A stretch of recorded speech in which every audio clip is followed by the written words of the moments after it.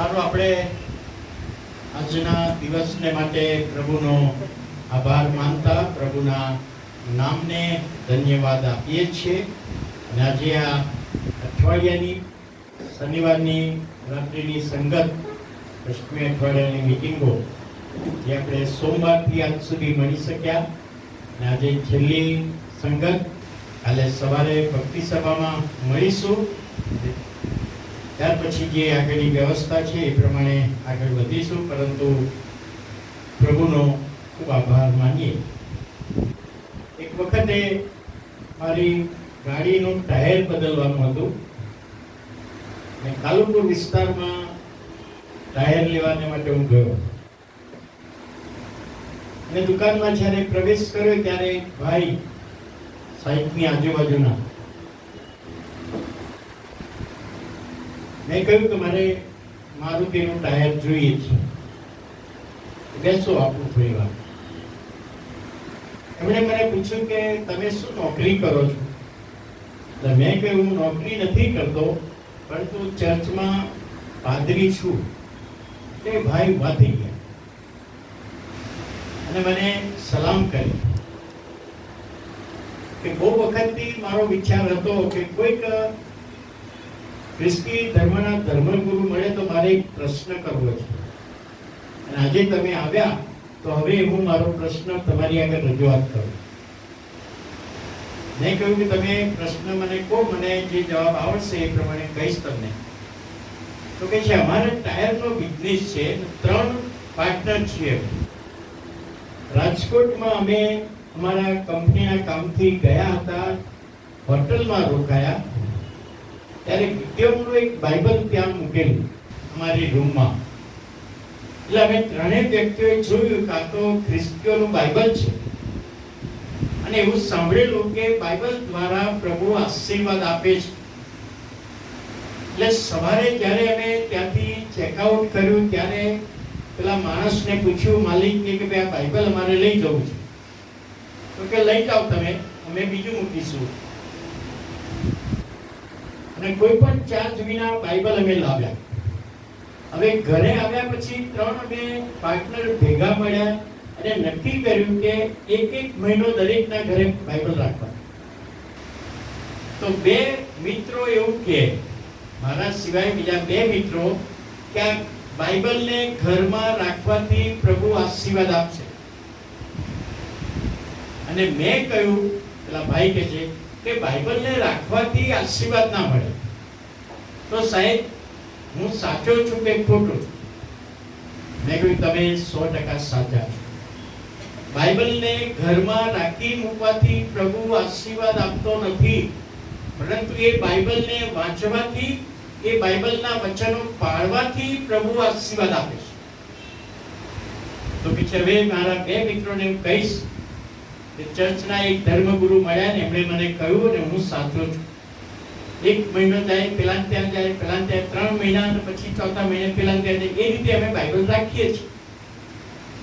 તો ઘરમાં બાઇબલ રાખવાથી આશીર્વાદો મળતા નથી.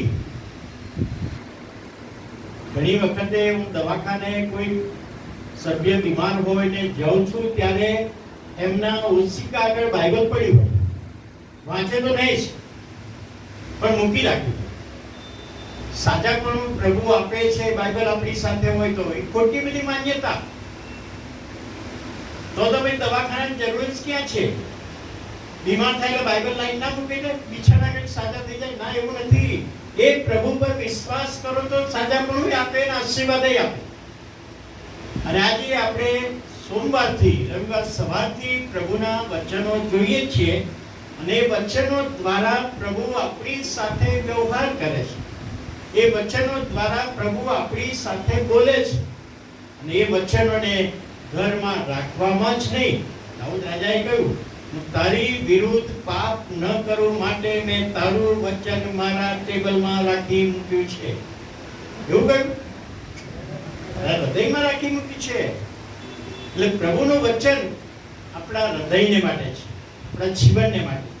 અને એનો આશીર્વાદ પ્રભુ આજે પણ આપણને આપવાના છે. તો આવો આપણે પ્રાર્થના કરીએ. વાલા પ્રભુ, અમે તમારો આભાર માનીએ છીએ તમારા પવિત્ર નામને ધન્યવાદ આપીએ છીએ. આજે શનિવારની શાંતિ પળોમાં તમારી સંગત કરવાને માટે, તમારા વચનો શીખવાને માટે, તમારો મહિમા પ્રગટ કરવાને માટે અમે તમારા ઘરમાં એકઠા મળ્યા છીએ. અમારું એકઠું મળવું તમે સર્વ રીતે આશીર્વાદિત કરો. આજે જે વચન આવે પ્રભુ દરેક વ્યક્તિને માટે અને મારા માટે હોય, અને વચન દ્વારા તમારો મહિમા પ્રગટ થાય અને વચન દ્વારા તમારો આશીર્વાદ પ્રાપ્ત કરીએ એવી અમે વિનંતી અને પ્રાર્થના તમારી આગળ લાવીએ છીએ. તમારા હાથોમાં સોંપાઈએ છીએ. ઈસુ પ્રભુના નામે સાંભળો, માન્ય કરો. આમેન. શૈતાનને ના પાડતા શીખો. પ્રભુનું વચન. અમેરિકામાં 1913માં જન્મેલી દીકરી રોઝી પાર્ક, જે અશ્વેત, કાળી, બ્લેક, અને અમેરિકામાં કાળા ગોરાનો ભેદ, જેમ ભારતમાં ઉચ્ચ વર્ણ નીચે વર્ણ અસ્પૃશ્યતાનો ભેદભાવ, એ રીતે ત્યાં કાળા ગોરાનો ભેદભાવ. આ દીકરી નાની સન્ડે સ્કૂલમાં જાય તો ગોરા બાળકો એની સાથે બેસે નહીં, વાત ના કરે, રમે નહીં. ધીમે ધીમે આ દીકરી મોટી થઈ અને કાળા ગોરાનો જે વિચાર એને આવ્યો કે આ કાયદો મારે દૂર કરવો છે. 4 ફેબ્રુઆરી 1913માં જન્મેલી અને 1 ડિસેમ્બર 1955 એટલે 42 વર્ષની વયે આ છોકરી બસમાં મુસાફરી કરતી હતી. 42 વર્ષની ઉંમર. બસમાં પણ એ જ નિયમ, આગળ ગોરા લોકો બેસે અને પાછળ કાળા લોકો બેસે, અને પાછળ બેઠેલી વ્યક્તિ કાળી વ્યક્તિ છે. જો કોઈ ગોરા વ્યક્તિ આવે તો ઊભા થઈને એને જગ્યા આપવાની. એ ત્યાંનો કાયદો હતો, નિયમ હતો. અને આ રોઝી પાર્ક પાછળ બેઠી હતી, બ્લેક છે એટલા માટે. કોઈ ગોરી બહેન આવીને કહ્યું કે ઉઠો ને મને જગ્યા આપો, ત્યારે રોઝી પાર્કે ના પાડી, હું ઊભી થવાની નથી. ડ્રાઈવરને બોલાવ્યા, બસ ઊભી રાખી. આપણા કાયદા પ્રમાણે મને જગ્યા આપવી જોઈએ, આ બ્લેક છોકરી મને જગ્યા નથી આપતી. છોકરીએ ના પાડી, હું મારી જગ્યા નહીં છોડું. ડ્રાઈવરે પોલીસ બોલાવી, આ છોકરીની ધરપકડ કરાવી, દંડ કર્યો અને એ રીતે એને શિક્ષા કરવામાં આવી. પણ એને ના પાડવાને કારણે થયું શું? જે બસની મુસાફરી કરનારા વ્યક્તિઓ, એમાં બ્લેક વ્યક્તિઓએ બહિષ્કાર કર્યો કે અમે કદી બસમાં નહીં બેસીએ. 381 દિવસ, 1 વર્ષ ને 16 દિવસ આખી હડતાલ ચાલી. માર્ટિન લુથર તે વખતે જુવાનને આગેવાની આપતા હતા. એમણે આ દીકરીને સહકાર આપ્યો. માર્ટિન લુથર પોતે પણ બ્લેક હતા. રોઝા પાર્ક કોઈ જાહેર પ્રવચન કરતી નથી કે સંદેશો આપતી નથી, પણ એના ના કહેવાના કારણે અમેરિકામાં ગોરા કાળાનો ભેદનો કાયદો દૂર થયો. અત્યારે બધા સરખું સમાન જીવી શકે. એક વ્યક્તિ જ્યારે ના પાડે છે, જ્યાં ના પાડવાની જરૂર છે ત્યાં ના જ પાડે છે, તો એનું પરિણામ બહુ મોટું આવે છે. અને ખ્રિસ્તી તારણ પામેલી વ્યક્તિ જે પ્રભુ ઈસુને ઓળખે છે, એને પણ શૈતાનને ના પાડવાની જરૂર છે. જે પ્રભુને ઓળખતા નથી એનો કોઈ પ્રશ્ન જ નથી.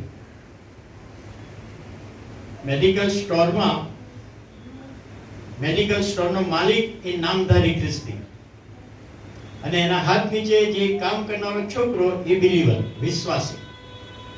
એટલે જ્યારે નવરા પડે ત્યારે આ વિશ્વાસી છોકરો પેલા મોટા માણસને, એના માલિકને કહે કે પ્રભુનો હું આભાર માનું છું કે ઘણી બધી વખતે શૈતાન મારી પાસે આવે છે, પણ હું પ્રાર્થના કરું છું અને શૈતાન દૂર થાય છે. પેલો માલિક નામધારી ખ્રિસ્તી, શૈતાન તમારી પાસે કેમ આવે છે? કેમ મારી પાસે નથી આવતો? કેમ તારી પાસે જ આવે છે? રજાનો દિવસ હતો અને એ દિવસે શિકાર કરવા માટે ગયા પેલો માલિક ને આ છોકરો બંને. અને માલિકે એક સસલાને ગોળી મારી, બીજી મારી, બે, એક મરી ગયો અને એક તરફડતું હતું, જીવતું હતું. એટલે માલિકે પેલા છોકરાને કહે પેલું મરી ગયું છે ને એને અડીશ ને પેલાને જા પકડ. તો પકડીને તો લાવ્યો, પણ છોકરાએ કહ્યું કે સાહેબ તમે કહો છો ને કે શેતાન મારી પાસે કેમ નથી આવતું, તારી પાસે, મને તમે પેલા મરેલા પાસે કેમ ના મોકલ્યો? તો કે એ તો આપણું જ છે ને, મરી ગયું હાથમાં આવી ગયું, જીવતું છે એને પકડ. તો શેતાન જીવતાઓને પકડે છે. જે પ્રભુમાં જીવતા હોય એને શેતાન પકડે. જે પ્રભુમાં ના હોય તો કે આ તો મારો જ છે ને, મારી જ છે ને, મારે એની પાછળ મહેનત કરવાની ક્યાં જરૂર છે? જે પ્રભુ પર વિશ્વાસ કરે છે એને મારે પકડવાનું છે, એને મારે પકડવાની છે. How to say no. Steven Hopkins એક પુસ્તક લખ્યું છે, એમાં કેવી રીતે ના પાડવું એના 100 રીતો બતાવી છે. કોઈ વ્યક્તિને ના પાડવી છે તો કેવી રીતે ના પાડવું. લોકોને ખુશ રાખવાને માટે હામાં હા કરતા હોઈએ છીએ, પરંતુ જ્યાં ના કહેવાનું છે ત્યાં ના કહેવું જ જોઈએ. સ્ટીવન હોપકિન્સ લખે છે તમે ના પાડી શકતા નથી કારણ કે એના કંટ્રોલમાં તમે છો. કોઈકના કંટ્રોલમાં આપણે હોઈએ તો એને ના પાડી શકીએ. કોઈક મદદ કરી હોય, ઉછીના પૈસા 2-3 લાખ રૂપિયા આપ્યા હોય અને પછી કે તો આપણે એને ના નથી પાડી શકીએ, કેમ કે એનો કંટ્રોલ આપણા ઉપર છે. તો શેતાનનો કંટ્રોલ આપણા ઉપર હોય તો શેતાનને ના નથી પાડી શકતા. પેલા એક દાદા, એમના છોકરાના 2 બાળકો, ઉપરનું ઘર ને નીચે બાગ ને બગીચો, અને સવારે રમતા રમતા પેલા છોકરાથી પથ્થર વાગ્યો મરઘીના બચ્ચાને. કોઈ જોતું નથી, 2 ભાઈ બહેન જ જાણે છે. અને મરઘીનું બચ્ચું દાબી દીધું, નાનું બચ્ચું, કોઈને ખબર નથી. દાદાનું બહુ પ્રિય હતું આ. એની બેન જોઈ ગઈ, ત્યાં દાદાનું બચ્ચું મારી નાખ્યું, મને ખબર છે. બપોરનો સમય થયો, ચાનો સમય. દાદા કહે છે ચા પીવી છે. દીકરીને કહે છે દીકરી આપણા ત્રણેયના કપ તારે ધોઈ નાખવાના. કે દાદા હું ધોઈ નાખીશ. દાદા અંદર ગયા ને ભાઈને કહે છે કપ ધોઈ નાખ. તો કે હું નહીં ધોઉં, હું પેલું કહી દઈશ, હું જાણું છું, દાદાને કહી દઈશ. એટલે પેલાની ઉપર કંટ્રોલ હતો એની બેનનો, અને ધોઈ નાખ્યા. બીજા દિવસે આવું બન્યું, ત્રીજા દિવસે, અને ચોથા દિવસે બેન કે છે ભાઈ કપ રકાબી ધોઈ નાખ. તો કે નહીં ધોઉં, કે દાદાને કહી દઈશ, ત્યાં કેવું કહી દે. તો એને શું કર્યું, 3 દિવસ પછી દાદાની પાસે ગયો. દાદા તમારો પગ દબાવી આપો. દબાવી આપો બેટા. પેલું બચ્ચું છે ને તમારું એ મારથી મરી ગયું. હું રમતો હતો ને મારો પથ્થર વાગ્યો ને મરી ગયો, મેં ફરિયાદ જગ્યાએ દાટી દીધું. દાદા કે છે ઉપરથી હું જોઈ રહ્યો, મને ખબર છે, પણ મને એમ કે ક્યારે મારો પૌત્ર આવીને કબૂલ કરે છે જ્યાં તને માફ કર્યું. પછી પેલી બહેન કે છે ધોઈ નાખતો. ધોઈ હવે નહીં ધોઉં, કારણ કે મેં કબૂલ કરી લીધું છે, હવે તારો કંટ્રોલ ગયો મારા પરથી. તો શેતાનનો કંટ્રોલ આપણા ઉપર હોય છે. શેતાન એનો કંટ્રોલ રાખવા માંગે છે, પણ પ્રભુને આપણે સમર્પિત થઈને કબૂલ કરી દઈએ છીએ તો પ્રભુ આપણને માફી આપે છે અને શેતાનનું આપણી આગળ ચાલતું નથી. અને બાઇબલમાં એવા 3 પાત્રો છે કે જેમણે ના પાડી. ના પાડવાની જગ્યાએ એમણે ના પાડી. ઉત્પત્તિનું પુસ્તક 39મો અધ્યાય 9મી 10મી કલમ કાઢો. ઉત્પત્તિનું પુસ્તક 39મો અધ્યાય 9મી અને 10મી કલમ. ત્યાં લખ્યું છે આ ઘરમાં, ઈસબ કહે છે આ ઘરમાં મારા કરતા કોઈ મોટો નથી, અને તેણે તારા વિના બીજું કાંઈ જ મારાથી પાછું રાખ્યું નથી, કેમ કે તું તેની સ્ત્રી છે. માટે એવું મોટું કુકર્મ કરીને હું દેવનો અપરાધી કેમ થાવ.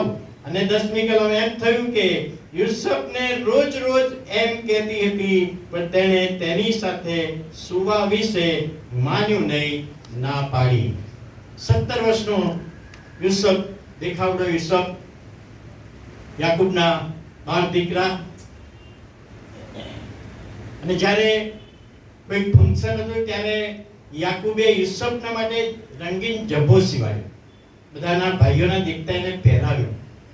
હવે યહૂદી કલ્ચર પ્રમાણે કે બાપને 3-4 દીકરા હોય એમાંનો જો આવા પ્રકારનો જબ્બો પહેરાવે, એનો મીનિંગ કે તમારા બધા કરતા હું આના પર વધારે પ્રેમ કરું છું અને મારી સંપત્તિનો તમારા કરતા બમણો હિસ્સો એને મળશે. આ કલ્ચર હતું. માટે ભાઈઓએ ઈર્ષા કરી. આપણે મોટા છીએ, આટલું બધું કામ કરીએ છીએ, આપણા પર આટલો પ્રેમ નહીં, અને આ નાનો છે એના પર ઈર્ષાને દેખાય કરવા લાગ્યા. અને ભાઈનું જમવાનું લઈને યુસુફ જાય છે અને જોવે છે કે જો આ યુસુફ સ્વપ્નપતિ યુસુફ, આજે તો મારી નાખીએ એને. ને પેલા ભાઈઓએ નક્કી કર્યું કે મારી નાખીએ, અને રૂબેને કહ્યું કે મારી નાખવો નથી, આ ખાડામાં નાખી દો. ખાડામાં નાખે ત્યારે મિસ્ત્રીઓ ત્યાંથી આવ્યા અને એને બહાર કાઢ્યો અને 20 સિક્કામાં એને વેચી દીધો ભાઈઓએ. અને ભાઈઓએ એક જાનવર માર્યું ને એનો જે રંગીન જબ્બો હતો એનો લોહી વાળો કરીને બાપને દેખાડ્યો. કોઈ કે મારી ખાધો, અમને ખબર નથી. આ યુસુફને પોટીફારના ઘરમાં ગુલામ તરીકે કામ કરવા માટે, ઘરનું કામ કરવા, નોકર તરીકે. અને એ સમયે એણે એ કામ કર્યું. ઘણી બધી વખતે આજકાલના સમયમાં આપણા દીકરા દીકરીઓ થાય કે મને તો સારી નોકરી મળે તો જ કરવાની. મુસાએ પણ શું કર્યું, એના સસરાના ઘેટા જ છે ને, પછી આગળ આવ્યો. જ્યારે હું ડીસુ તરીકે હતો અને એક કુટુંબની મુલાકાતે ગયો, ભક્તિ સભા પછી પેન્ટિકોસ્ટલ પાળક સાહેબે મને ચા માટે બોલાવ્યો. અને એના ત્યાં, એ સાહેબના ત્યાં હું ચા માટે ગયો ત્યારે એક જુવાન છોકરી પોતું માટે કચરો સાફ કરે, વાસણ ઘસાય. પ્રાર્થના કરવાનો સમય થયો ત્યારે એ છોકરી પ્રાર્થનામાં બેઠી. અને આમેન થયા પછી કહ્યું, સાહેબ હું પણ મેથોડિસ્ટ છોકરી છું, 12મું ધોરણ પાસ કર્યું છે, 65% હું પાસ થઈ છું, પણ આગળ કોઈ વ્યવસ્થા નહોતી, માટે આ કામ કરું છું, લોકોના ઘરના કામ કરું છું. મારા પપ્પાને ટીવી થઈ ગયું. ત્યાર પછી બપોરના સમયે એનું ઘર શોધી કાઢીને પાળક સાહેબને કહ્યું આપણે એના ઘરે જઈએ. એના બાપ તો ટીવી થયેલા ખાટલામાં પડેલા, મમ્મી એકલા જ. અને તે વખતે મને થયું કે આ છોકરી આટલી સુંદર દેખાવડી છે, સારું 65% 12 ધોરણ પાસ થઈ છે, આગળ કોઈ વ્યવસ્થા નથી, માટે આ ઘરના કામ કરે છે. એને શરમ ના અનુભવી. ત્યાં એના ઘરમાં બેસીને ટેકનિકલના ડાયરેક્ટરને ફોન કર્યો અને એમણે કહ્યું સાહેબ લઈને આવો, એની ફી માફ કરીશું અને એને એડમિટ કરી દઈએ, એડમિશન આપીએ. અને 2-3 દિવસ પછી છોકરીને MTIમાં મૂકી, સેક્રેટરી પ્રેક્ટિસનો કોર્સ કરાવ્યો, OM-માં ગઈ, લગ્ન થઈ ગયા. અને છેલ્લે 1 મહિના પહેલા મેં તપાસ કરી કે આ છોકરી ક્યાં છે, તો સાહેબ લગ્ન કરીને પરદેશમાં ગઈ. નાનું કામ કરનારી પણ પ્રભુ પ્રત્યે વિશ્વાસુ અને પ્રાર્થનાવાદી હતી છોકરી. યુસુફના જીવનમાં એક બન્યું કે યુસુફ કહે છે યહોવા એની સાથે, અને યુસુફ યહોવાની સાથે. પણ યુસુફના જીવનમાં પરીક્ષણ આવ્યું. હવે પરીક્ષા અને પરીક્ષણ બે અલગ અલગ છે. યાકૂબનો પત્ર કાઢો, 1લો અધ્યાય 12મી 13મી કલમ 226 નંબરનું પાન. 226 નંબરનું પાન. કોઈ વાંચો 12મી 13મી કલમ. જે માણસ પરીક્ષણમાં પાર ઉતરે છે તેને ધન્ય છે, કેમ કે પાર ઉતર્યા પછી જીવનનો જે મુગટ પ્રભુએ પોતાના પર પ્રેમ રાખનારાને આપવાને કબૂલ કર્યું છે તે તેને મળશે. કોઈનું પરીક્ષણ થયું હોય તો દેવે મારું પરીક્ષણ કર્યું છે એમ તેણે ન કહેવું, કેમ કે તે દુષ્ટતાથી દેવનું પરીક્ષણ થતું નથી અને તે કોઈને પરીક્ષણમાં નાખતા પણ નથી. પ્રભુ પરીક્ષા કરે છે, પરીક્ષણ નહીં. પરીક્ષા કરે. ઇબ્રાહીમની પરીક્ષા કરી અને ઇબ્રાહીમને માટે લખવામાં આવ્યું છે કે ઇબ્રાહીમ, દેવે ઇબ્રાહીમની પરીક્ષા કરી, તારા એકના એક દીકરાને તું બલિદાન આપ. એ પરીક્ષણ નતું, એ પરીક્ષા. એને વિશ્વાસની કસોટીમાં પાસ થયો. આગળ લખ્યું કે તું દેવથી દીવે છે. જ્યારે યુસુફના જીવનમાં પરીક્ષણ આવ્યું, શૈતાન લાવ્યો છે એ બાબત. પરીક્ષા ઈશ્વર તરફથી ને પરીક્ષણ એ શૈતાન તરફથી. પોટીફરની પત્નીએ એની આગળ પ્રસ્તાવ મૂક્યો, જો મારો પતિ મોટા ભાગે રાજના કામથી બહાર હોય છે, તો સુંદર દેખાવડો છે અને આપણે મોજ મજાના આનંદ કરીએ, ત્યારે યુસુફે ના પાડી. આખા રાજમાં મને તારા સિવાય બીજું બધું જ સોંપ્યું છે, કારણ કે તું તેની પત્ની છે, અને શા માટે હું દેવનો અન્યાય કરું, ગુનેગાર થઉં? હું ના પાડું છું. ત્યાં લખ્યું છે રોજ રોજ. યોમ યોમ હિબ્રુ ભાષામાં યોમ એટલે દિવસો દિવસો, એક બે દિવસ નહીં, દિવસો દિવસો સુધી એ સ્ત્રીએ એને પરીક્ષણમાં નાખ્યો અને કે તું મારી સાથે આવો આનંદ કર. યુસુફે કહ્યું કે ના પાડવાની જગ્યાએ એને ના પાડી. નિર્ણય પહેલી વખત કરવાનો હતો, એટલે પહેલી વખત ના પાડી. ત્યાર પછી જેટલી વખત પેલી સ્ત્રી બોલાવ્યો એને, ત્યારે એ સંબંધમાં તૈયાર થયો નહીં. આવું પાપ હું કરી શકું નહીં. રોમનનો પત્ર 6 અધ્યાય ને 12મી 13મી કલમ. રોમનનો પત્ર 6 અધ્યાય 12મી 13મી કલમ. તમે પાપની દુર્વાસનાઓને આધીન ના થાવ, એ માટે તમે તેને તમારા મર્ત્ય શરીરમાં રાજ કરવાના દો. શૈતાનને આપણા શરીરમાં રાજ કરવાના દઈએ, કારણ કે તમારા અવયવોને અન્યાયના હથિયાર થવા સારું પાપને સોંપશો નહીં, પણ મુએલામાંથી સજીવન થયેલા પ્રભુ ઈસુને તમારું શરીર સોંપો. આપણા શરીર દ્વારા શૈતાન એનું કાર્ય કરવા માંગે છે, પરીક્ષણમાં નાખવા માંગે છે. પણ જુવાન 17 વર્ષનો જુવાન યુસુફે ના પાડી. હું એ કાર્ય કરી શકતો નથી, કારણ કે હું યહોવાનો છું, યહોવા મારી સાથે, હું એની સાથે. શરીર પ્રભુને સોંપો, શરીરના અવયવો પ્રભુને સોંપો. 12મો અધ્યાય તો એ જ કહે છે, તમે તમારા શરીરનું જીવતું પવિત્ર દેવને પસંદ પડે એવું અર્પણ કરો. એ બુદ્ધિપૂર્વકની સેવા છે.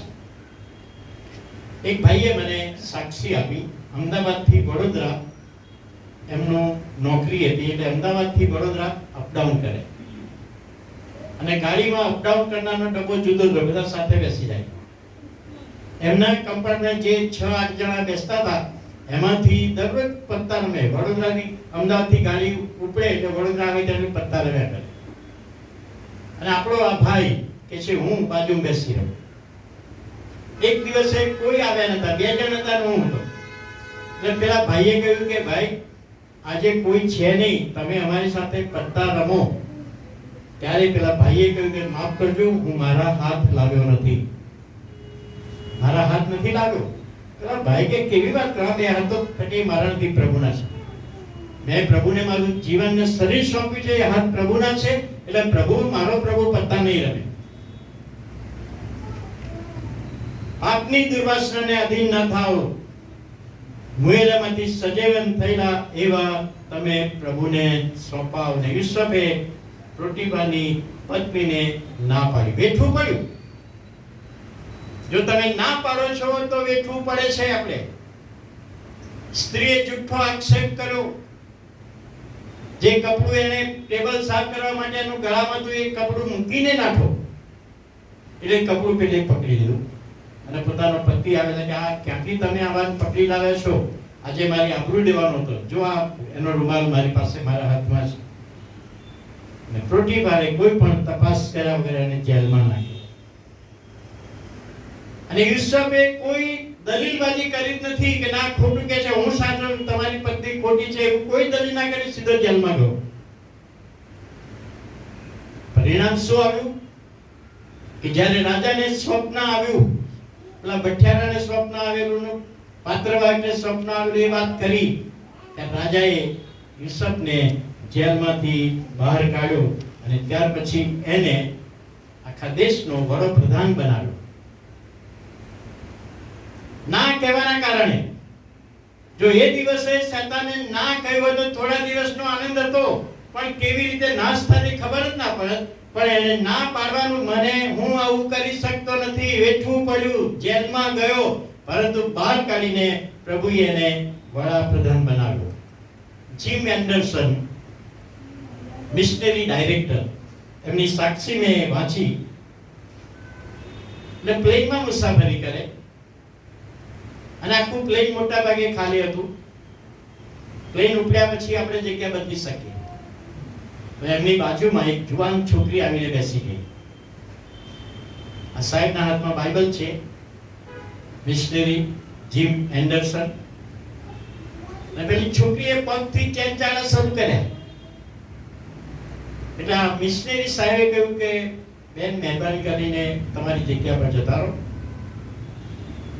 મારા લગ્ન થયેલા છે, એક બાળક છે. તો કે તમારા પત્ની એ છે? ના, મારા પત્ની એ નથી, પણ જેણે એમને લગ્નનો દરજ્જો આપ્યો એ અહીંયા છે. મારા પ્રભુએ મને લગ્નથી જોડ્યો, એ વિમાનમાં મારી સાથે છે. હું મારી પત્નીને દગો કરી શકતો નથી. તમે તમારી જગ્યાએ જતા રહો. અને છોકરી જતી રહી. 7 કે 8 વર્ષ પછી મિશનરી ડાયરેક્ટર તરીકે મિશનરી સન્ડે ઉજવવા કોઈ ચર્ચમાં ગયા. સાહેબ સંદેશો આપે છે. ચર્ચ પૂરું થયું. પાલક સાહેબ કે તમને કમિટીની મુલાકાત કરો. આ મારા ટ્રેઝરર છે, આ લેલીડે છે, આ સેક્રેટરી છે, આ મહિલા મંડળના પ્રમુખ. તો એમને હું ઓળખું છું. સાહેબ તમે ક્યાંથી ઓળખો? તમે અમારા મંડળમાં પહેલી વાર આવે છે. બેન તમે ક્યાંથી ઓળખો? તો કે સાહેબ ભલે પહેલી વાર, પણ 8 વર્ષ પહેલા પ્લેનમાં મને મળેલા. ત્યારે મેં જે બાબત કરી હતી, પણ એમના પત્નીને વફાદાર રહે માટે મેં મારું જીવન સોંપી આજે મહિલા મંડળની પ્રમુખ છું. જ્યાં ના કહેવાનું છે, શેતાનને ના કહેવાનું છે, ત્યાં ના કહેવું જ જોઈએ. અને ના કહીશું તો એનો આશીર્વાદ જુદો પ્રભુ આપશે. આપણે કલ્પના ના કરી હોય એવો આશીર્વાદ આપશે. હિબ્રુનો પત્ર 11મો અધ્યાય 24મી કલમ. હિબ્રુ 11:24.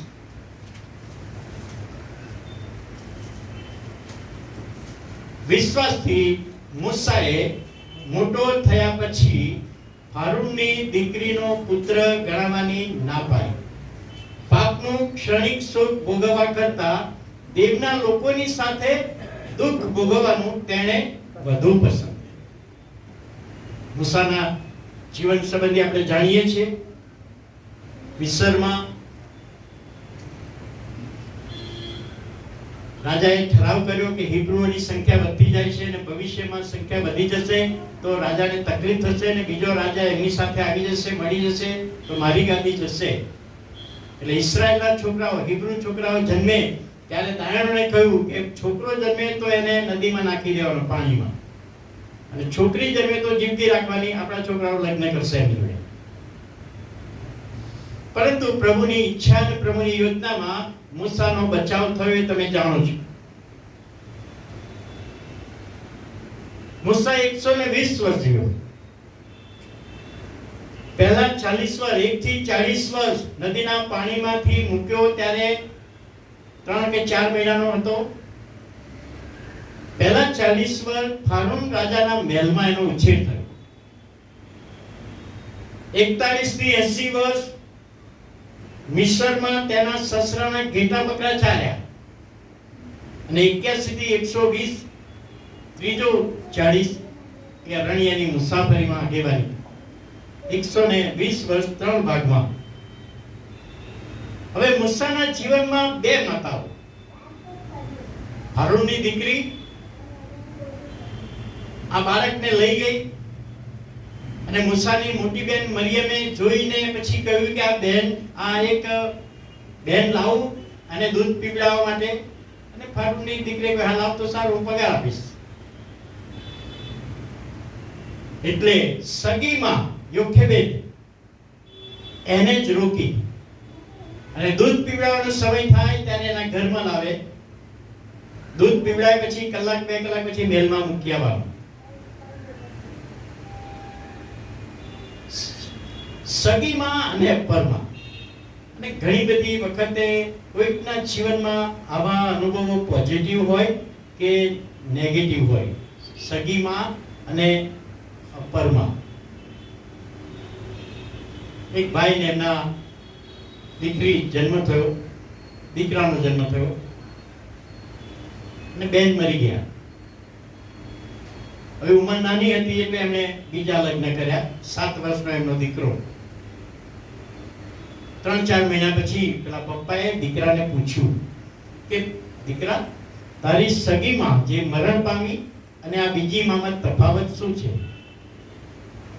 કે પપ્પા, બહુ મોટો તફાવત છે. સગીમાં જુઠ્ઠું બોલતી હતી અને આ બીજી માં છે ને સાચું બોલે છે. એટલે બાપ કહે છે કે આ કેવું? સગીમાં જુઠ્ઠું બોલતી હતી અને આ માં સાચું બોલે છે. દીકરા, કેવી રીતે જુઠ્ઠું ને સાચું? તો કે જ્યારે સગીમાં હતી, જ્યારે હું તોફાન કરતો હતો ત્યારે મને કહે કે જો તોફાન કરીશ તો બપોરે જમવાનું નહીં આપું. અને તો તોફાન ચાલુ જ રાખતો, પણ જમવાનો સમય થાય ગમે ત્યાંથી મને શોધી કાઢી અને જૂઠું બોલતી. અને નબીમાં એ કહે છે જો તોફાન કરીશ તો જમવાનું નહીં આપવું, તોફાન કરું તો ખરેખર બપોરે જમવાનું નથી જ આપતી. એટલે એ સાચું બોલે છે. આ ડિફરન્સ છે. મૂસાના જીવનમાં 2 માતાઓની સંભાળ. નિર્ગમન 6:20 પ્રમાણે અમરામ અને યોખેબેદ એના મમ્મી પપ્પાનું નામ. યોખેબેદ સગી માતા જેણે મૂસાને જન્મ આપ્યો છે. વ્યવસ્થા પ્રમાણે દરરોજ મૂસાને લઈ જવાનો પોતાના ઘરે, દૂધ પીવડાવવાનું, થોડો સમય રાખવાનો, પછી મહેલમાં મૂકી આવવાનું. આવું ચાલ્યું.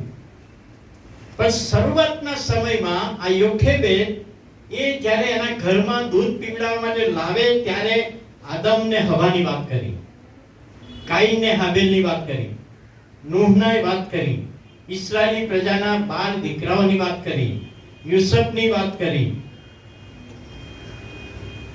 અને આ ઇસ્રાયેલી પ્રજા મિસ્ર દેશમાં આવી અને ફારૂન રાજા જે છોકરી તને એના ઘરે લઈ ગઈ છે, તારી બીજી માં છે, એના પપ્પાએ ઠરાવ કર્યો છે કે આપણા લોકોને હેરાન કરવાના, કોઈ પણ રીતે નાશ થાય, સતાવણી કરવાની. એટલે આપણા લોકોની સતાવણી એ કરે છે. એટલે સગીમાં એ શિક્ષણ આપ્યું પ્રભુના વચનોનું.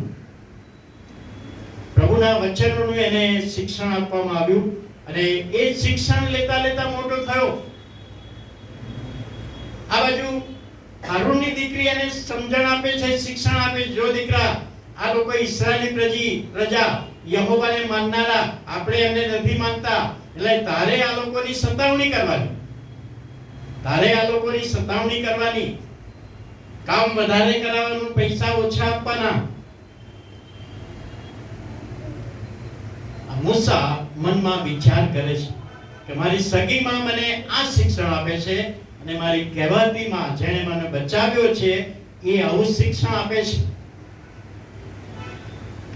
આ દીકરીએ તો હારૂનની છોકરીને ભણાવ્યો, મિસરની બધી જ વિદ્યાને શીખવી, જ્ઞાની બનાવ્યો, ડબલ ડિગ્રી મળી.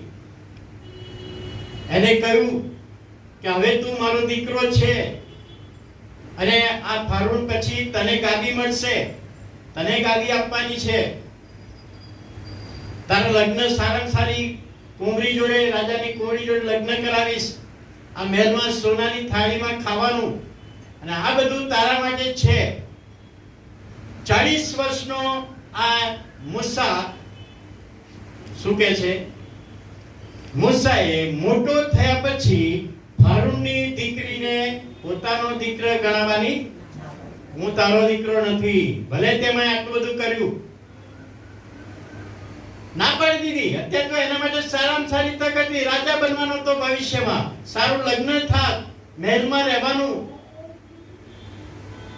પણ એને કહે છે પાપનું ક્ષણિક સુખ ભોગવવા કરતા દેવના લોકોની સાથે દુઃખ ભોગવવાનું હું વધારે પસંદ કરીશ, અને હું તારો દીકરો નથી. આ ફારૂના દીકરે ઘણી બધી વિનંતી કરી એને કે ના દીકરા, તું મારો જ દીકરો છે, તું મારો જ દીકરો છે, અને હું કહું એમ તું કરીશ તો તને બહુ જ મોટો ફાયદો થશે. પણ મૂસાએ ના પાડી. હું આવી બાબત સ્વીકારવા તૈયાર નથી. યોખેબેદ જ્યારે દૂધ પીવડાવવાનો પગાર લીધો, સગી માનું દૂધ પીવાનું અને સગીમાં પગાર લે, જે રાજાએ ઠરાવ કર્યો છે કે આ પ્રજા વધવી ના જોઈએ, એ બાળકને નદીમાં નાખી દે, એના જ ઘરમાં, એના જ મહેલમાં, એના જ પૈસાથી એનો ઉછેર થાય, એ ઈશ્વરની યોજના. કારણ કે ઈશ્વર એના દ્વારા ઇસ્રાયેલી પ્રજાનો બચાવ કરવા માંગતા હતા. અને જો તે વખતે એને હા પાડી હોત કે હા મમ્મી હું તારો દીકરો છું, તો ઈશ્વરનું આયોજન બીજાને પ્રભુ સોંપત. પણ કહેવાની બાબત કે મૂસાનો પ્રભુ ઉપયોગ કરવા માંગતા હતા, અને એટલા માટે મૂસાએ ત્યાં કહ્યું કે હું તારો દીકરો થવાને માંગતો નથી. મારી સગી માએ મને દૂધ પીવડાવ્યું છે. હવે જ્યારે માતા અને બાળક દૂધની વાત આવે,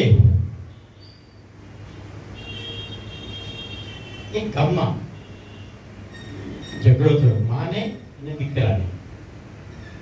ઝઘડો થયા પછી એટલે સુધી ઝઘડો થયો, ત્યારે હું ત્યાં હાજર હતો. ત્યારે હું બાળક નહોતો, 10માં કે એવા ભણતો હોય. પેલા દીકરાએ કહ્યું, માએ કહ્યું કે દીકરા, 9 મહિના મેં તને મારા ઉદરમાં રાખ્યો, તને જન્મ આપ્યો, તને મેં મારું દૂધ પીવડાવ્યું. ત્યારે દીકરાએ શું કહ્યું? તારા દૂધના પૈસા કેટલા થયા હું આપી દઉં, ચેક. તારા દૂધના પૈસા કેટલા થાય હું તને ચેક આપી દઉં. અને અમે બધા હસતા હતા તે વખતે. દીકરો પોતાના માને દૂધના પૈસા, દૂધની કિંમત આંકી શકાતી નથી, માતાના દૂધની કિંમત આંકી શકાતી નથી. યોખેબેદે દૂધ પીવડાવ્યું, બહુ મૂલ્યવાન. ઇસ્રાયેલી પ્રજાને છોડાવનારો છોકરો છે, એને ખબર નહોતી. પેલો દીકરો જે ચેક આપવા તૈયાર થયો, ક્યારે મરી ગયો, કોણે દફનાવ, કોઈને ખબર ના પડી.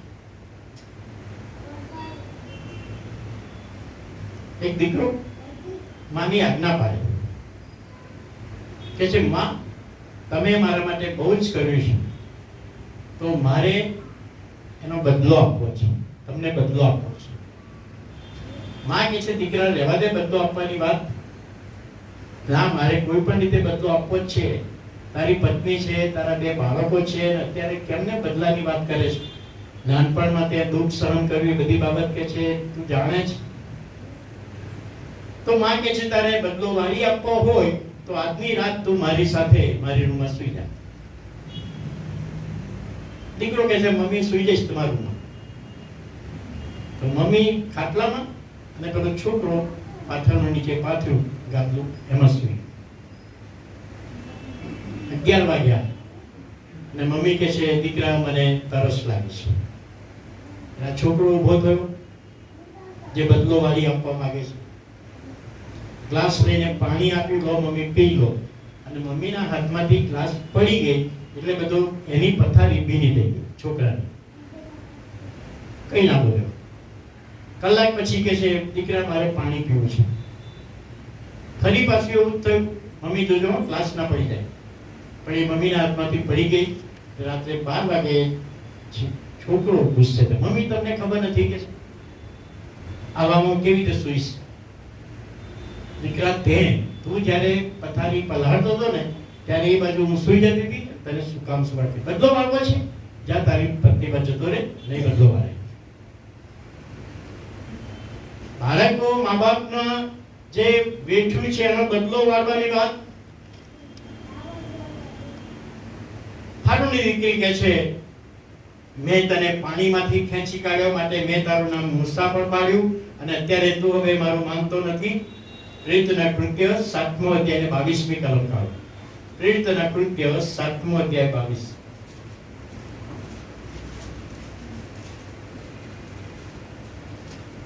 મૂસાને મિસ્રીઓની સર્વ વિદ્યા શીખવવામાં આવી હતી. બોલવા ચાલવામાં બાહોશ તથા કામ કરવામાં પરાક્રમી હતો. આ બધું મેં તારા માટે કર્યું છે, તને ભણાવ્યો છે, સારામાં સારું ભણાવ્યો, સારામાં સારું તને જ્ઞાન આપ્યું છે, વિદ્યા શીખવી છે, અને અત્યારે તું મને કહે છે હું તારો દીકરો નહીં. 40 વર્ષની ઉંમરે પ્રેરિતોના કૃત્ય 7મો અધ્યાય અને 23મી કલમ. પણ તે 40 વર્ષનો થયો ત્યારે પોતાના ઇસ્રાયેલી ભાઈઓને મળવું છે, અને માએ જે એના મનમાં શિક્ષણ આપેલું કે આ બધા આપણા તારા ભાઈઓ છે, ઇસ્રાયેલી પ્રજા છે, મારે એમને મળવું છે. અને 2 ઇસ્રાયેલી ભાઈઓ લડતા હતા અને છોડાવ્યા. જ્યારે ઇસ્રાયેલની સામે મિસ્રી, અને જોયું કે તો મારા ભાઈને આ મિસ્રી મારે છે, એટલે મિસ્રીને મારી નાખ્યો, દાટી દીધો અને જતો રહ્યો. બીજા દિવસે ગયો ત્યારે 2 ભાઈઓ, એના 2 ભાઈઓ લડતા હતા. ના ભાઈ ના લડશો, તમે આપણા એક જ કુળના છીએ, તને કોણે અમારા ઉપર આ ન્યાયાધીશ ઠરાવ્યો છે? ગઈકાલે પેલાને મારી નાખ્યો, મને ખબર છે, તે દાટી દીધો, મને ખબર, તું અમને મારી નાખવા આવ્યો છે? એટલે મૂસા ત્યાંથી ડરી ગયો અને ત્યાંથી નાસી ગયો. 40 વર્ષે રાજાના મહેલમાં ફારૂનની દીકરીએ તેને કહ્યું, હું તારી માં છું, પણ મૂસાએ ના પાડી દીધી. આ બધું મારા કામનું નથી, આ ગાદી મારા કામની નથી, આ સોનાની થાળી મારા કામની નથી, આ પલંગે મારા કામનો નથી. હું તો દેવના લોકોની સાથે દુઃખ ભોગવીશ. આલ્બર્ટ સ્વીઝર, જર્મનીના, તેઓ નાનપણથી બાપ્ટિસ્ટ ચર્ચમાં સન્ડે સ્કૂલમાં જતા અને ભજન સેવામાં જતા. 20-22 વર્ષે એમણે પ્રભુને જીવન સોંપ્યું અને સાક્ષી આપતા કહ્યું કે વિશ્વાસ એ ચર્ચમાં જ દેખાવો જોઈએ નહીં, પણ ચર્ચની બહાર દેખાવો જોઈએ. ચર્ચમાં તો વિશ્વાસ દેખાય છે, પણ ચર્ચની બહાર આપણે કેવા છીએ એ અહીંયા બતાવ્યું છે કે હું અત્યારે પ્રભુને જીવન સોંપું છું, પણ જે પ્રભુની સાથે ચર્ચમાં સંબંધ છે એવો જ હું બહાર સંબંધ રાખીશ પ્રભુની સાથે. 1952માં એમને નોબેલ પ્રાઇઝ મળ્યું. ડિવિનિટીનો અભ્યાસ કર્યો, બાઇબલનો. પારક બન્યા નહીં, મારે ડોક્ટર બનવું છે. ડોક્ટરનો અભ્યાસ કર્યો.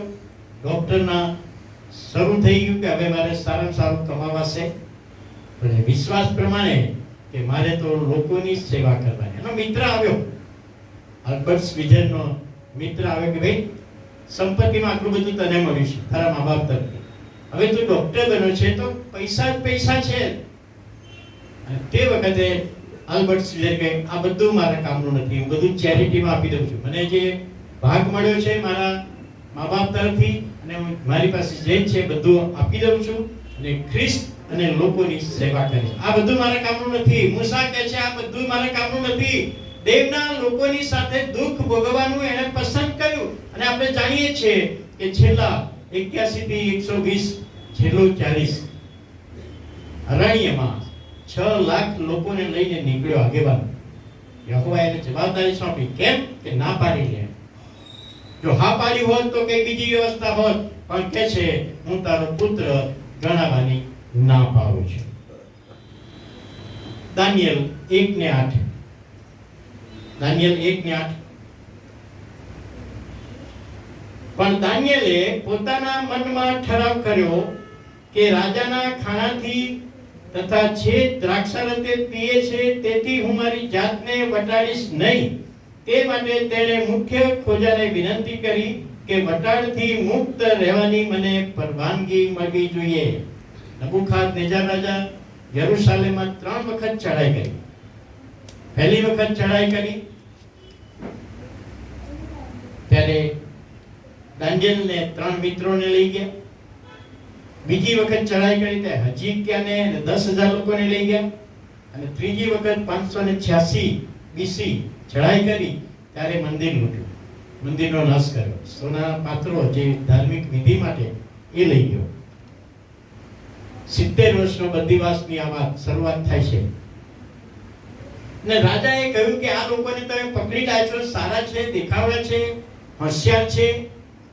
તો દાનિયેલ, દેવ મારો ન્યાયાધીશ, એનો મીનિંગ થાય દાનિયેલ, તારું નામ હવે અહીં આગળ બેલ્ટાશારે છે, બાબેલના દેવનું નામ તને આપું છું, તારું નામ બદલી નાખું છું. હનાન્યા, યહોવા કૃપાળુ છે. રાજા કહે છે હનન્યા, તારું નામ સાદરાક, ચંદ્રદેવનું નામ છે. મિસાએલ, દેવ જેવો કોણ? મિસાએલ, તારું નામ મેશાક, અંકુર જેવો કોણ? અજારિયા, યહોવાએ મને મદદ કરી. અજારિયા, તારું નામ અબેદનગો, મૂર્તિનો દાસ. બાબેલના દેવોના નામ આપ્યા, નામ બદલી નાખ્યા. અને આપણને નામ કયા યાદ છે? બાબેલ વાળા નામ યાદ છે, સાદરાક, મેશાક ને અબેદનગો.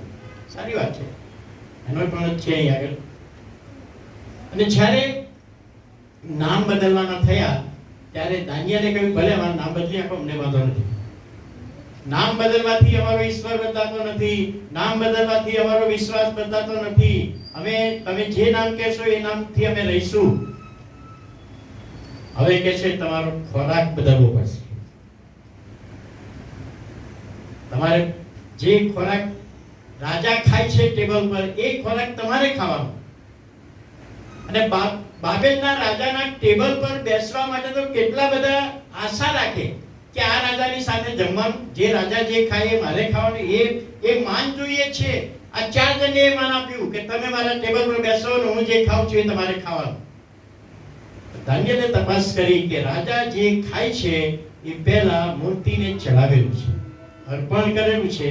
અને એટલા માટે એ ખોરાક યહૂદી તરીકે હું ખાઈ શકતો નથી. નિયમ શાસ્ત્રમાં મના કરી છે, આ ખોરાક અમે ખાઈ શકતા નથી. એટલે દાનિયેલે પોતે મનમાં નક્કી કર્યું, પેલા 3 ને ના કહ્યું એમને ખાવું હોય તો ખાય, પણ હું તો નહીં જ ખાઉં. હવે 17 થી 18 વર્ષનું જુવાન દાનિયેલ પેલા આસપાસને વિનંતી કરી કે સાહેબ તમે અમને 10 દિવસ આવો સાદો ખોરાક આપો. પેલા લોકોને જે બીજા બધા હોય એમને આપજો. આ 4 જણનો ખોરાક ફ્રૂટ્સ ને એવું કંઈ રાખ્યું, શાકભાજી ને ફ્રૂટ્સ. અને 10 દિવસની રાજાએ તપાસ કરી ત્યારે કે છે આ 10 જણ બહુ જુદા લાગે છે, બહુ પુષ્ટ લાગે છે, આકર્ષક લાગે છે. તો પેલા લોકોનો ખોરાક બદલી નાખો, મારા ટેબલનો ખોરાક નહીં, બધાને દાનિયેલના જેવો જ આપો. ના પાડી કે મારે આ ખોરાક ખાવો નથી, હું નહીં ખાઉં. દ્રાક્ષારસમાં વ્યસન કરનારું પ્રવાહી મેળવવામાં આવે તો એ પ્રવાહી અમે નહીં પીએ. અને એટલા માટે દાનિયેલે ના પાડી કે આ ખોરાક ના પીણું પી શકતા નથી. બહુ મોટું માન હતું, રાજાના ટેબલ પર રાજાની સાથે બેસીને ખાવાનું 3 વર્ષ સુધી. તો પહેલા જ દિવસે ના પાડ્યું કે હું આ ખાઈશ નહીં. અને શરૂઆતમાં પહેલા દિવસે ના પાડી, જેથી જ્યારે સિંહોના બિલમાં એને નાખવાનો થયો ત્યારે 84 વર્ષની ઉંમર. 17 વર્ષનો જુવાન પકડી લાવે છે 586 માં. અને એ દિવસે ના પાડી, હું તમારો ખોરાક નહીં ખાઉં. એ વિશ્વાસમાં રહ્યો, યહોવાની સાથે છું ને હું આ ખોરાક ખાઈશ. મેં ના પાડી દીધી એને. અને એ ના પાડી એટલે વધારે વિશ્વાસમાં દ્રઢ ને મજબૂત બન્યો. અને 84 વર્ષની ઉંમરનો થયો ત્યારે સિંહોના બિલમાં નાખ્યો. પણ વિશ્વાસ તો એ જ હતો, વધેલો. જો પહેલા જ એને હા પાડી હોત અમે ખાઈ દઈશું, કશો વાંધો નહીં, પણ એને ના પાડી. વાલા ભાઈઓ ને બહેનો, 3 વ્યક્તિઓએ જ્યાં ના પાડવાની હતી ત્યાં ના પાડી. યુસુફે તારી સાથે આવું કુકર્મ કરી શકતો નથી, ના પાડી દીધી. મૂસાએ હારૂનની દીકરીને કહ્યું કે હું તારો પુત્ર ગણવાની ના પાડું છું, તારો પુત્ર જ નથી, દેવના લોકોની સાથે દુઃખ ભોગીશ. અને દાનિયેલે કહ્યું કે આ ખોરાક અમે નહીં ખાઈએ. ને ના પાડવાને કારણે પરિણામ બહુ મોટું આવ્યું છે. યુસુફને વડાપ્રધાન બનાવ્યો, મૂસાને આગેવાન બનાવ્યો, 6 લાખ લોકોને લઈ જવા. અને દાનિયેલ એ પ્રબોધક,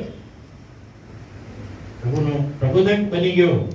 પણ ના પાડવા કર. જો એને હા પાડ્યા 3 જણે તો કંઈક જુદી બાબત હોત, પરંતુ પ્રભુનું વચન કહે છે કે આપણે શેતાનને ના પાડવાની છે તો ના પાડીને રહીએ. શેતાન પરીક્ષણ લાવશે આપણા ઉપર. જેઓ પ્રભુને ઓળખે છે એમની પાસે શેતાન આવશે. જે પ્રભુને નથી ઓળખતા એમની પાસે શેતાન જશે નહીં. આ તો મારો જ છે, મારે ઈસુનો જે છે એને મારો કરવો છે. ઉનાળાનો સમય 1992,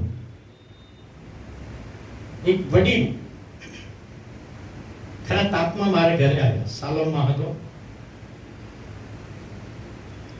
પાણી આપ્યું ઠંડુ, બેઠા. ત્યારે દાદા ક્યાંથી આવ્યા તમે?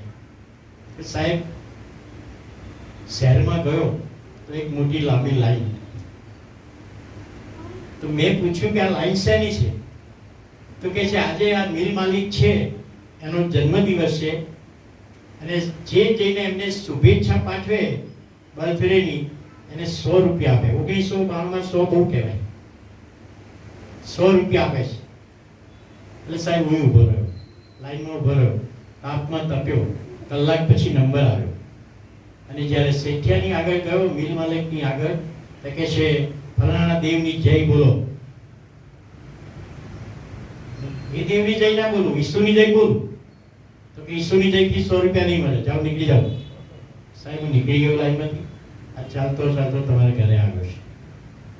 મંડળી તરફથી મેં એમને 100 રૂપિયા આપ્યા, પણ ના પાડી એમને. ના, અહીંયા તો કોઈ મને ઓળખતું નથી, કહેવામાં શું વાંધો છે? એમના દેવની જય બોલાવવામાં શું વાંધો છે? ના સાહેબ, હું જેટલા વર્ષ પહેલા મેં પ્રભુને જીવન સોંપ્યું છે, આ વૃદ્ધ થઈ ગયો, તો શા માટે હું પ્રભુને છેતરું? મેં ના પાડી કે ના, તમારા દેવનું નામ હું નહીં બોલું, જય નહીં બોલું. ઈસુની જય કહેતા હોય તો 10 વખત બોલીશ. ના પાડી. જ્યારે એમની દફન ક્રિયા હતી ત્યારે એમની મંડળીમાં પહેલા હું રહેલો, એટલે હું ત્યાં ગયો. દફન ક્રિયામાં આ 2 શબ્દોમાં મેં કહ્યું કે એમનું જીવન આવું હતું. શેતાન ના પાડતા હિંમત કરો, ના પાડવાનું શીખો, કારણ કે પ્રભુનું વચન કહે છે હું તમારી સાથે છું. પ્રભુ આપણી સાથે છે, આપણી પાસે છે. એનો આશીર્વાદ પ્રભુ આપવાનો છે. અને આજે જ્યારે આ છેલ્લી મીટિંગ છે ત્યારે પ્રભુને પ્રાર્થના કરીએ છીએ કે આખા અઠવાડિયા દરમિયાન દરેક મીટિંગનો આશીર્વાદ પ્રભુ આપણા જીવનોમાં આપે. અને ના પાડવાની છે તો ના પાડીએ, પ્રભુનો મહિમા થાય એવું કરીએ. પ્રાર્થના કરીએ. વાલા પ્રભુ, અમે આભાર માનતા તમારા પવિત્ર નામને ધન્યવાદ આપીએ છીએ. યુસુફે ના પાડી, મૂસાએ ના પાડી, દાનિયેલે ના પાડી. એનું આત્મિક પરિણામ બહુ મોટું તમે એમના જીવનો દ્વારા લાવ્યા. અને આજે પ્રભુ એ વચન તમે અમને આપ્યું, મને આપ્યું, સાંભળનારને આપ્યું કે અમારે શેતાનને જ્યાં ના પાડવાની છે ત્યાં અમે ના પાડી શકીએ. માટે હિંમત આપો, દોરવણી આપો, સહાય પૂરી પાડો. ઈસુ પ્રભુના નામમાં સાંભળો, માન્ય કરો. આમીન.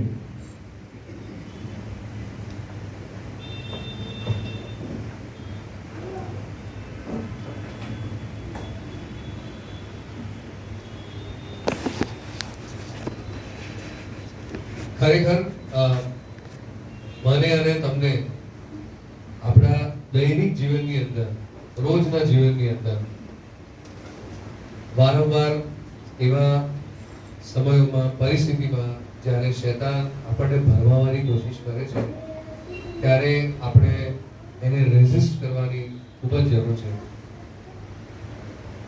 અને જો આપણાથી કદાચ ભૂલ થઈ ગઈ તો પરમેશ્વર પિતા એટલા દયાળુ અને કૃપાળુ છે કે પહેલું યોહાન એના પહેલા અધ્યાય અને 9મી કલમમાં આપણને ખાતરીદાયક વચન કહે છે કે જો આપણે આપણા પાપ કબૂલ કરીએ તો આપણા પાપ માફ કરવાને તથા આપણને સર્વ અન્યાયથી શુદ્ધ કરવાને તે વિશ્વાસુ તથા ન્યાયી છે. આ પવિત્ર વચન અમને સમજાવવા માટે અર્જ તમારો પુષ્કળ આભાર. હવે આપણે આગળ વધીશું અને ભજન સંગ્રહમાંથી ગીત નંબર 198 એમાં આપણે બધા જોડાઈએ અને તે દરમિયાન આપણે તાલાર પણ લઈશું.